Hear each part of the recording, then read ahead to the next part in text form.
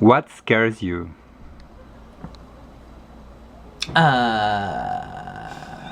I don't know. I'm not typically scared. I don't do well with scary movies because I just kind of sit there waiting, I guess, for it to be over because it just doesn't seem to scare me. I think the only thing I would be really scared of is like losing my voice. That terrifies me. Oh yeah, losing my hearing. You know, I'm very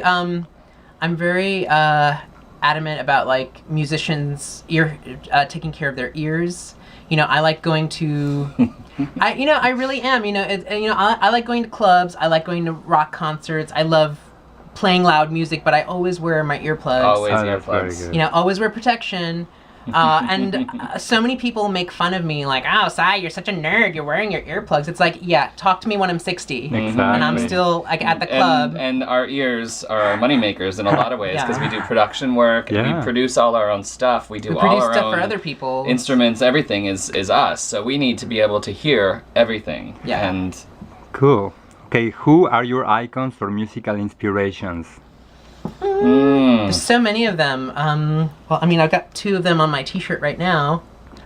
You know, I think Psy goes for people that have really amazing aesthetic yeah, and back that up with amazing talent. So Yeah. there's a lot of Annie Lennox and Lennox. Eurythmics and Grace Jones, Susie and the Banshees is my favorite band. Which one of my favorite bands of all time, believe it or not, is Alice in Chains, which a lot of people are kind of surprised by, considering by the kind of music we do. But like, you know, I like music that's like heavy and that has a purpose it and moves has you and moves you. excites you and Yeah, Nice. harmonies. You know. And for me, it's definitely about music and production and harmonies. I come from a musical family. My mom and sisters and I used to sing in church together and all over the place. And I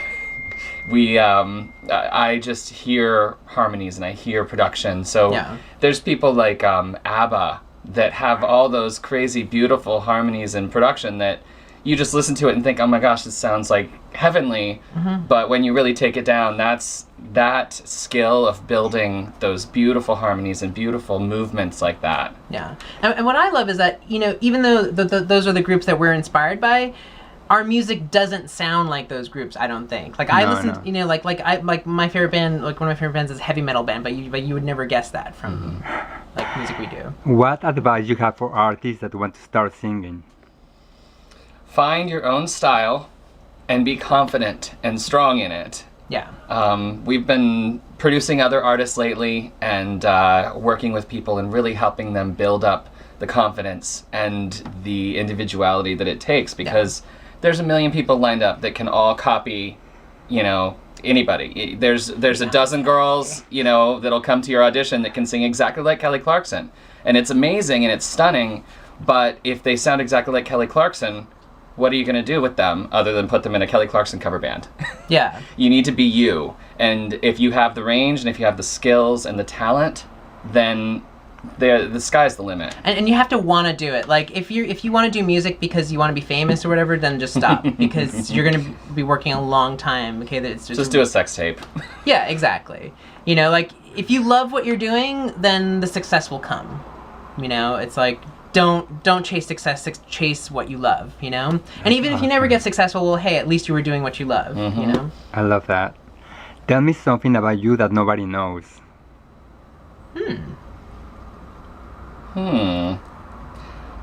I haven't really talked about too much in press or anything, but I actually used to be a caregiver for a little man that had Alzheimer's disease. A little gay man that had Alzheimer's. And that is something that taught me so much about life.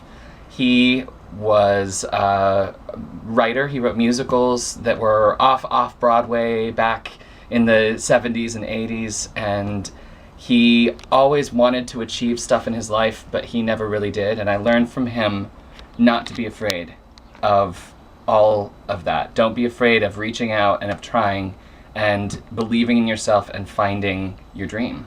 Oh. Yeah. What was the question? Tell us something about you nobody knows. Something about me nobody knows. I don't know. I think everyone pretty much knows everything about me. I mean, I can't. So it doesn't filter too much. Yeah, I don't filter anything. Like whatever I'm thinking. Like, do you have an embarrassing job, or you did something bad in the past? Have I did something bad in the past? Like something that you're ashamed of? He worked on Wall Street. I did. Okay, let it be that.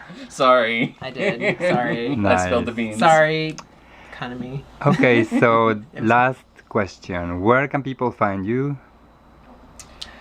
Well, we have nakedhighway.com. I am also at davidleerotten.com.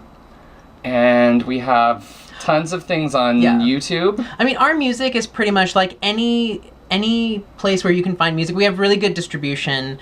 So we're on Spotify, Pandora, radio, iTunes, wherever you can find music, we are there.